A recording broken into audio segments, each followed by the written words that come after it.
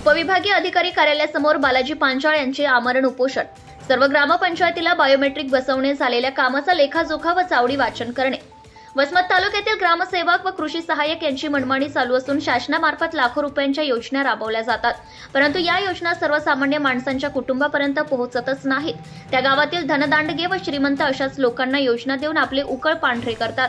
शासकीय निधीची मोठ्या प्रमाणात अपव्यय होतो, त्यामुळे सर्वसामान्य माणसाचा विकास कसा होणार? शासनाकडून सर्वसामान्य माणसाचा विकास करून सर्वसामान्य माणसाचे जीवनमान उंचावे हा शासनाचा उद्देश असतो। शिवाय एकेका ग्रामसेवकाकडे 4-4 गावे असल्यामुळे लोकसेवकांच्या हाताशी धरून लाखो रुपयांचा निधी कागदोपत्री रेकॉर्ड बनवून हडप करतात। या कर्मचाऱ्यांमुळे शेतकऱ्यांची व सर्वसामान्य माणसाची मोठ्या प्रमाणात नुकसान होत आहे। शिवाय हे महाशय उंटावरून शेळ्या राखतात, कधी गावाकडे फिरकतच नाहीत, कधी येतात आणि कधी जातात।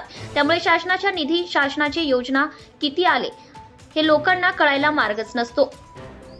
गावातील एखाद्या दलालामार्फत जे आर्थिक व्यवहार करतील त्यांनाच या योजना दिल्या जातात, त्यामुळे गरीब माणसाचा विचार होणार कसा? शिवाय गावात असणारी कर्मचारी, शिक्षक, तलाठी, ग्रामसेवक, कृषी सहाय्यक कधी येतात, कधी जातात हे लोकांना माहीतच नाही।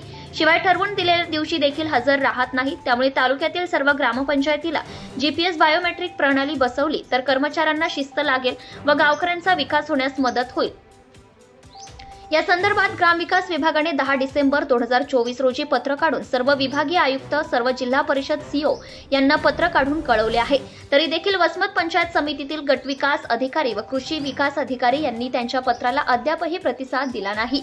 ग्रामविकास अधिकारी यांच्या पत्राला प्रतिसाद दिला नाही। विभागीय आयुक्त, उपविभागीय अधिकारी व तहसीलदार यांच्या पत्राला केराची टोपली दाखवत असतील तर सर्वसामान्य माणसाचे काय हाल असतील याचा विचार करणे गरजेचे आहे।